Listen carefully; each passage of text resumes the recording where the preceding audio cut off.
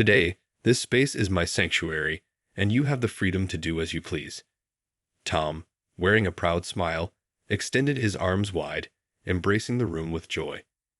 He moved through the expansive area as if he were dancing. "This house is where my family resides, a testament to my father's wealth and deep affection for it. The house, a manifestation of his passion, holds a staggering value of $200 million. My father constructed this residence with love, leaving it to me before his recent passing. Now, my husband asserts that this house, inherited from my father, is also his. Despite my insistence that it belongs to me, he merely smirks with unwavering confidence. I assure you, I am not fabricating this claim. I possess concrete evidence. The proof my husband presented bears my name. I am Emily, 38 years old, employed in the online banking sector. I chose this profession because my parents, experts in financial management, instilled in me the significance of money. Despite our affluent status, my parents emphasized frugality. They ingrained in me the importance of handling money responsibly, a lesson that echoes in my mind to this day. Even with substantial assets, my parents did not indulge my every whim. I receive a modest allowance compared to my friends, and dining at upscale restaurants was a rarity in our household. I attended a local public school, not one of those exclusive private institutions. As word spread about my family's substantial wealth and our grand residence, acquaintances and even classmates couldn't help but express their curiosity. "Emily, your house is enormous, right? Are you rich? It must be amazing to have everything you desire. You surely have the latest games, don't you? Can we come over to play sometime?" These inquiries became a regular occurrence. Contrary to popular belief, I didn't have everything I wished for, and expensive toys or the latest game console weren't part of my possessions. Despite the reality, rumors circulated, and I found myself uneasy with the misconceptions. "Emily, your family is wealthy, right? Can you lend me some money? I accidentally broke Karen's game console, and I need to pay for it. I don't have the money right now."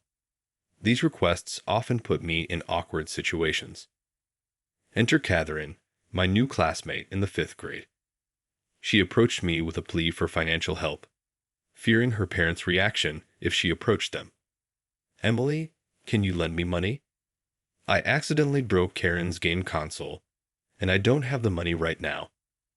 Although I was concerned about potential awkwardness in school the next day, my parents didn't allow me to lend money. "I'm sorry, Catherine. I don't have money right now," I replied. She left with tears in her eyes. As I navigated the fallout from rejecting Catherine's request, I faced judgment from others. "You refused Catherine's request, didn't you? You're rich, so why won't you help your friend? Catherine needs money now." These accusations perplexed me, as I had nothing to do with the situation. Despite repeatedly stating that I couldn't lend money because I didn't have any, Karen, who overheard, remarked, "I get it. Money is more important to you than your friend Catherine. It's wrong to abandon a friend. You must have money being from a rich family. Why do you lie? You're just the worst." With those words, she walked away, and that day's events sparked malicious rumors about me. Karen and Catherine began spreading unfounded lies, falsely claiming that I had taken money from them and failed to pay for the broken game console. The teachers swiftly uncovered the truth and sternly warned the two girls. However, instead of putting an end to the situation, this only exacerbated matters. Malicious rumors continued to circulate throughout the school, eventually reaching my parents. In response, my father decided to visit the elementary school, and a meeting among parents was arranged to address the situation. Despite Karen and Catherine offering insincere apologies, I chose to keep my distance from them. Though they occasionally cast glances and sneers in my direction, direct communication between us ceased. During dinner that evening, my father offered me advice with a reassuring smile.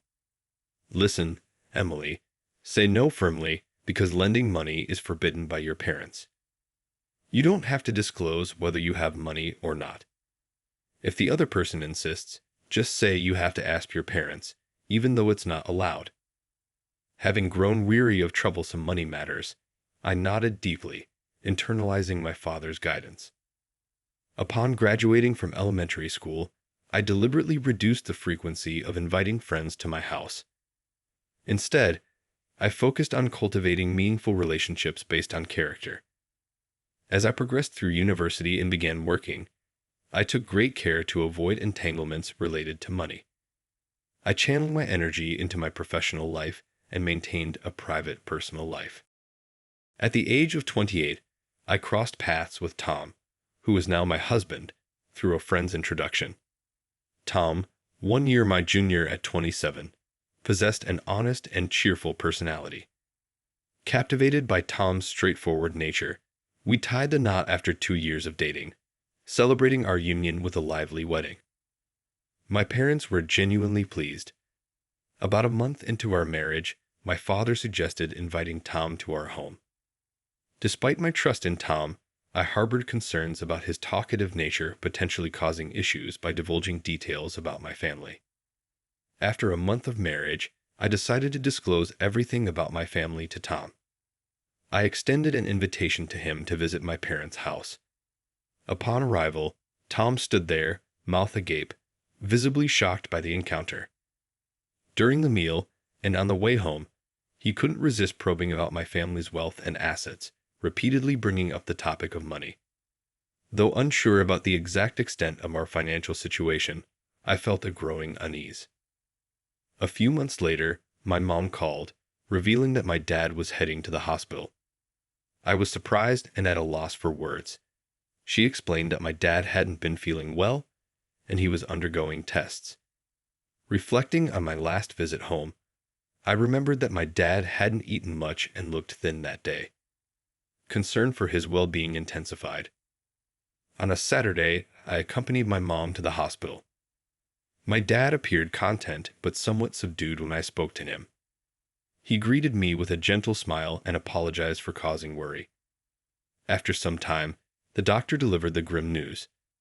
My dad had pancreatic cancer at an advanced stage, with the cancer having already spread to other parts of his body, making surgery a challenging option.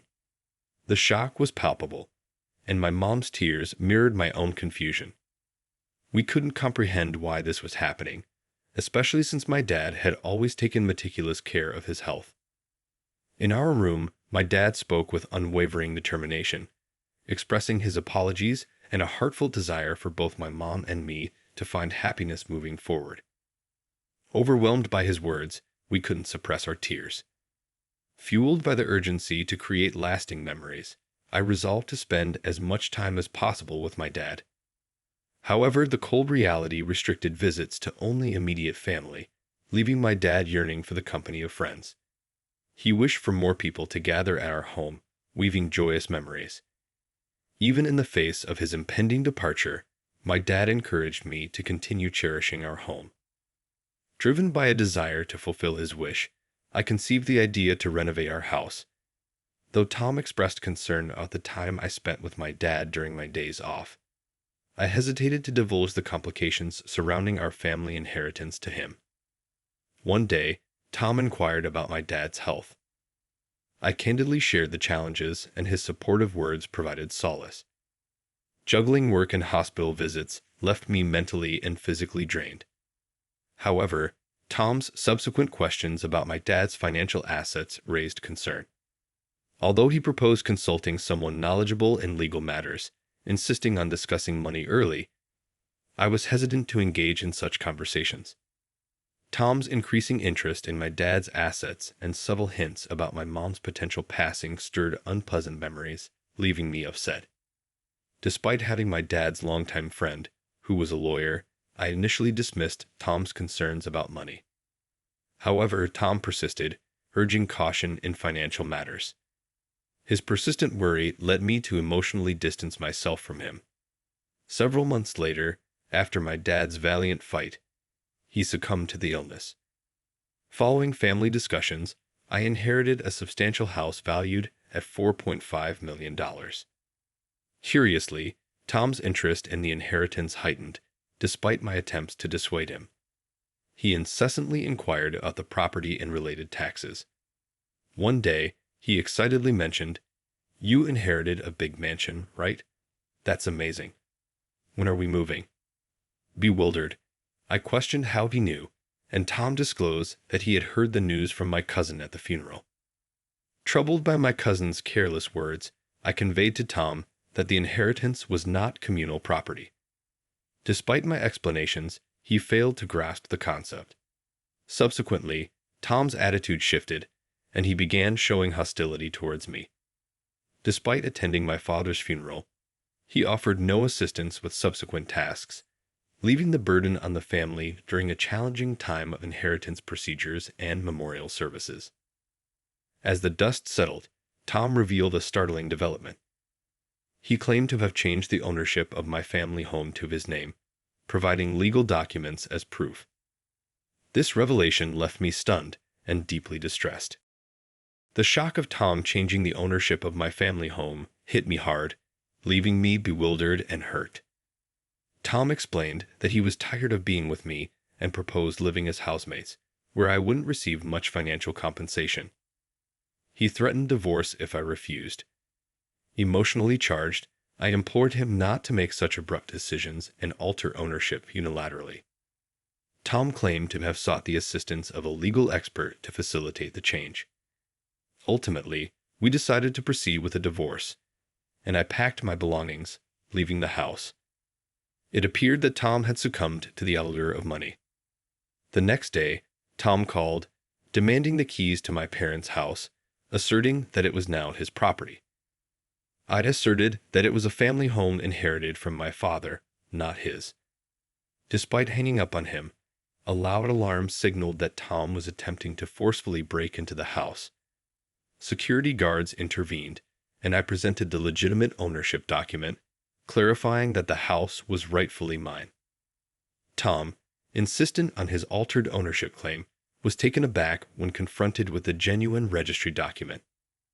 I emphasized that even a legitimate legal expert couldn't change ownership without the owner's consent. Tom had consulted a legal expert named Alex, who, upon learning about my father's wealth, provided advice on inheritance tax and estate distribution. Tom paid Alex a substantial amount, $330,000, for the ownership change. Frustrated when his calls to Alex went unanswered, Tom labeled him a scammer, accusing him of preying on people for money. In his frustration, he made hurtful remarks, belittling my expenditure of $30,000 as meaningless. The situation unfolded with a mix of betrayal, financial manipulation, and the unraveling of trust in our relationship. Amid the tumultuous events, Tom insisted that I should have conducted proper research on how to register an inheritance and understand the associated expenses. His persistent calls to Alex continued, reflecting his desperation. Tom attempted to halt my departure, expressing a desire to start over and reconsider the divorce. However, it was too late, and I sought the assistance of security guards to escort him out. Several months later, during my father's first Memorial Day at our family temple, a struggling Tom made an appearance. Clearly worn down, he had lost his job and faced both financial and personal troubles. Tom had fallen victim to deception, taken advantage of by unscrupulous individuals, and found himself isolated. Despite his struggles, he attended the memorial service, apologizing and crying, drawing attention from my relatives. Despite my pleas for him to stop, he persisted, prompting the security guard to remove him from the premises. Feeling regretful for causing a disturbance during my father's memorial service, I decided to sever all ties with Tom and move out of my parents' house. I had already been planning a move, and I found a new place to live seamlessly. Meanwhile, my family home underwent a transformation into a rental villa, a venture my mother and I managed together. Despite Tom's frequent visits to the former family home, it thrived as a rental villa, aligning with my father's dream. News reached me that Tom had undergone a positive transformation, diligently pursuing job opportunities and attempting to turn his life around. Eventually securing a new job, he embarked on a path of personal and professional growth. In the end, I had achieved my father's dream of turning our family home into a thriving, memory-filled rental villa, while Tom sought redemption and renewal in his own life. The thriving success of the rental villa attracted guests from various places, each leaving with heartwarming feedback about their wonderful experiences. The villa's picturesque location and expansive garden made it a sought-after destination for vacations, weddings, and family reunions. Operating the rental villa alongside my mother deepened our bond, as we shared responsibilities from welcoming guests to maintaining the gardens. It felt like we were fulfilling my father's dream of transforming our family home into a place where people could create cherished memories. As time passed, the success of the villa allowed us to make improvements and offer more amenities for our guests. We added a swimming pool, a cozy outdoor seating area, and even a small playground for children. Our hard work and dedication paid off, and the villa's reputation continued to grow, becoming a sought-after destination for travelers seeking a relaxing and memorable stay. While tending to the garden one day, a sense of contentment washed over me. I couldn't help but smile, knowing that my father would be proud of what we had accomplished with his dream. Our family home had transformed into a place where people could come together, celebrate special moments, and make lasting memories. The success of the rental villa not only brought financial stability and independence, but also provided a sense of fulfillment. Through this journey, I had proven to myself that I could stand on my own away from the shadows of the past. Despite the harsh lessons about trust and money, I had discovered the importance of resilience and determination in shaping my own future. As for Tom, I learned that he successfully turned his life around, finding a fulfilling job and gaining valuable lessons from his past mistakes. It was a relief to know that he was on a better path, and both of us had found our separate journeys toward personal growth and happiness. In the end, my father's dream had not only provided a brighter future for me and my mother, but it also created a place where countless others could find joy and create their own cherished memories. The rental villa became a living legacy, a constant reminder of the importance of resilience, determination, and the power of realizing one's dreams.